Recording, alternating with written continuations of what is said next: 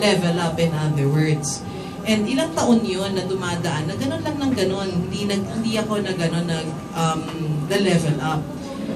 And I realized that siguro nga, ang dami ko pang kailangan matutunan. And hindi ko yun matututunan if nandun ako sa posisyon ng director. So even if I was already a director and already had, you know, several soaps, several MMKs and all, I took I took the back seat and step down muna ako. Nag-assistant director ako kay Direk Olive Lamasan sa movie na In My Life. I figured kasi na if I really want to do film, I have to go back to film. I have to train again. Kumbaga parang if it means going back to school, so parang so-called, di ba? Then I will do it. Oo. You know, there was a pay cut. Siyempre, hindi ako babayaran bilang direktor. Binayaran ako bilang assistant. Talagang tinapat ako, May, pag tinanggap mo yan, pag nag-assistant director ka, you will have to, we're going to pay you the rate of an assistant director. We're not gonna pay you the rate of a director. And are you willing to do it? So, yes, I'm willing to do it. I'm willing to do whatever it takes to learn and to improve because that's how badly I want to achieve this. And I figured after that film, if make or break yun for me Iniisip ko na nun, pag kunwari after that film, they say na May, you don't have it. May, we think you're in the wrong career, maybe you're not meant for film, you're not meant to be a film director. Nag-iisip na ako ng mga alternative careers magbebake na lang ba ako ng cookies so parang inisip ko maganda rin namang swan song pala itong In My Life kasi imagine to work with Direk Olive, with Vilma Santos, and then first film nila together ni Luis Manzano with John Lloyd in New York. Parang kung kunwari last movie ko na to, magandang swan song siya. But actually, it was the beginning of parang new learnings. And it really humbled me kasi na-realize ko na, it's important that you never stop learning and that you will do whatever it takes. That parang kailangan, syempre ang hirap doon kasi director na ako, so merong nung start, parang yung treatment sa akin, parang pag kunwari sisigawan ako na ay, ganyan, parang, oo nga pala, tandaan mo, ito, tinanggap mo tong work na to. So nasigawan ka ni Direk Olive? Oo naman, syempre. Kasi it's part of it. They will not treat me, give me special treatment. Dahil just because I'm already a director.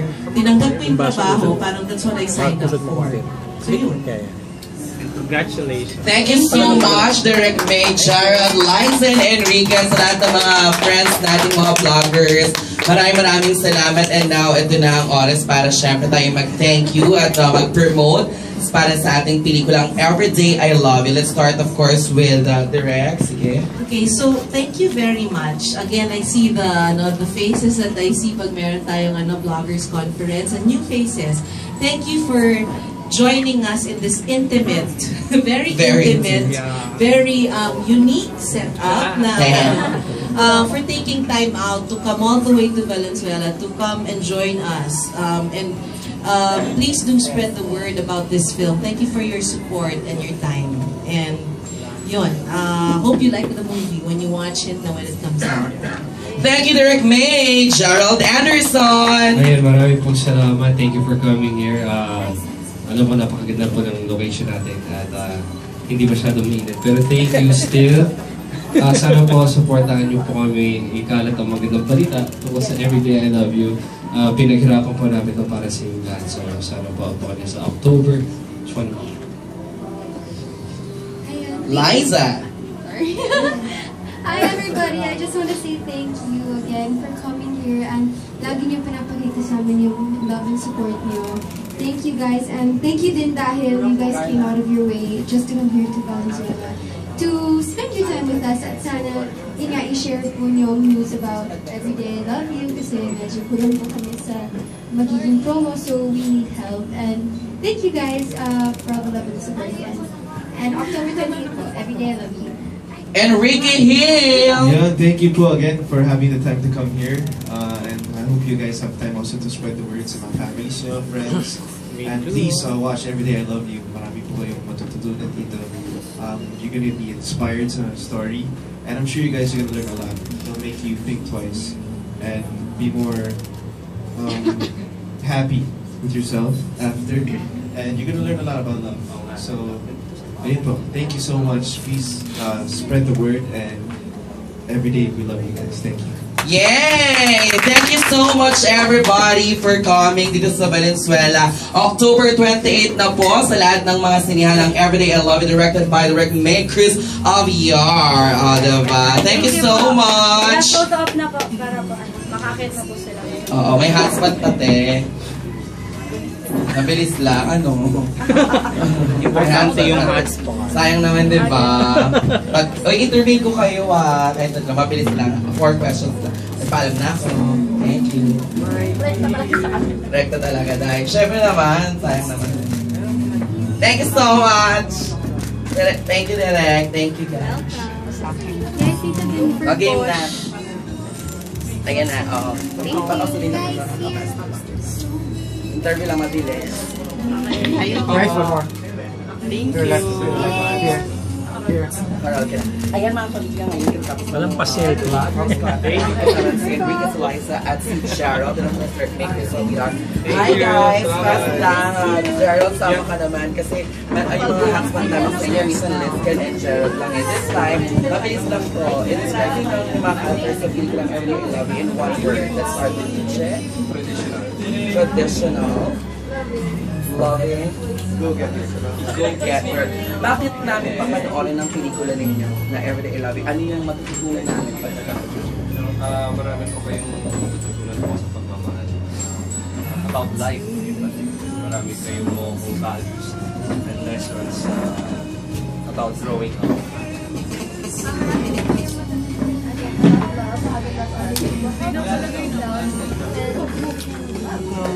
Pura love. Wala na. Nakapakainis yun. Bakit? Kaya nagtatanong ko sa kanya. Nawala. Kasi Nag-stop recording. Sa Everyday I Love You na movie, wrong drama siya. Iisa kayo ng mga Bago pumunta, format na kagad. Nagsali. na pwede nyo i-share sa Sayang. Isang tingin naman yung isa ko. Mga hugot lines sa movie na abangan namin. Pero ikaw muna. One.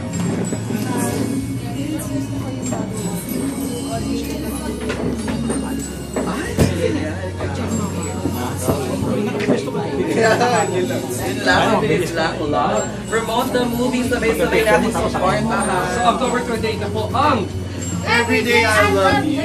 Gerald Anderson, Liza Sobrano, and Enrique, mga kapamilya. Dito lang syempre, hindi mo na kailangan mag-search, hindi mo na kailangan mag-browse, dito lang lahat sa hotspot.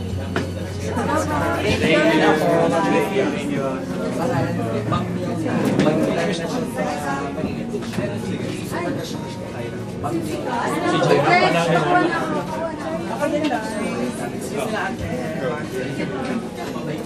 Hi, Mom Bill, that's what you guys want to say.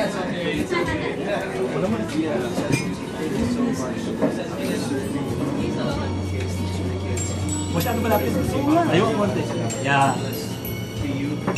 One more. Shura. Next, Melanie. Thank you. Melanie Balagnas yung girlfriend ka daw niya. Sa Melanie, that's what you guys want to say. Thanks, Ken. Liza, thank you. Ken, thank you. Together.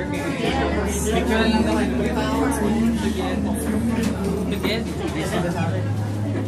Thank you, guys. Sarina.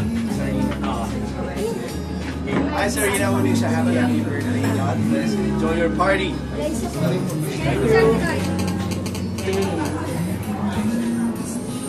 Ay, wala ka bang tulo?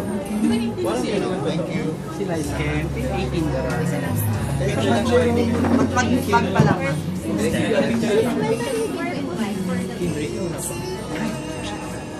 Pa-picture ba? Sino? Kami dalawa niyan. What's up, What's up, guys? What's up, guys?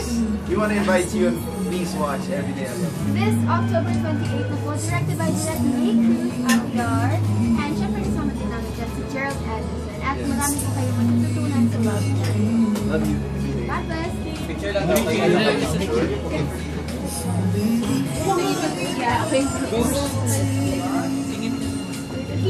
Sorry. Isang picture. Sige, ikaw muna. Sila ano? For push lang ako. Hindi na ako papapicture. Kasama mo na siya. Ay, bagong ano na sayang Kel. Gerald Anderson. Thank you, thank you. Ikaw ang ano tatay. Ako tatay.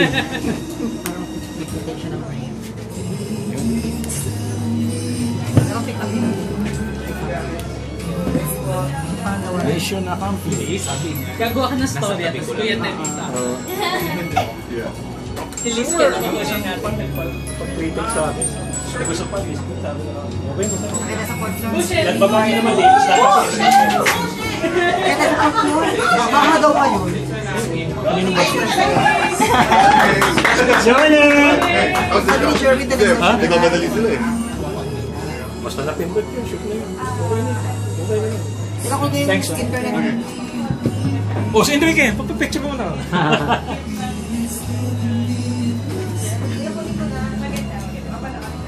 Kayo nasa location dito o ano lang kayo? Para rito lang? Yan lang. Ah, yan lang. Iba yung unit. Ah, sa bagay, iba yung unit mo. Pang mga press con kayo.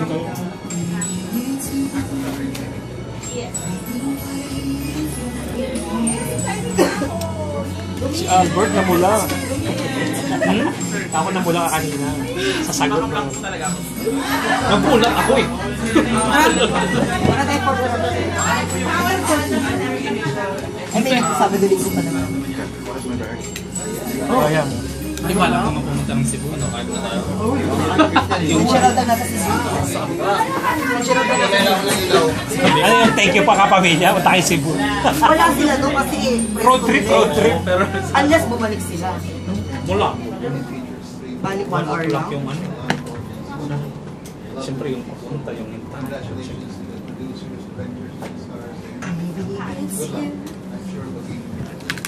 Sabihin, wala na. alam nga, ikaw nagsuli niya nang inubos mo tapos padabog-dabog ka pa na. Ito kay Enrique. Oh my God! Nakakadiri ka! Nakakadiri ka! Ito kay Liza sa'yo. Nakakadiri ka, Mars. Kahit pa kanino yan. Picture mo ako din. Yan ang ano, yan ang gawain. Yung Starbucks na napiyado, nilagay ko sa locker ko. Manyak! Talagang ano siya, super obsessive.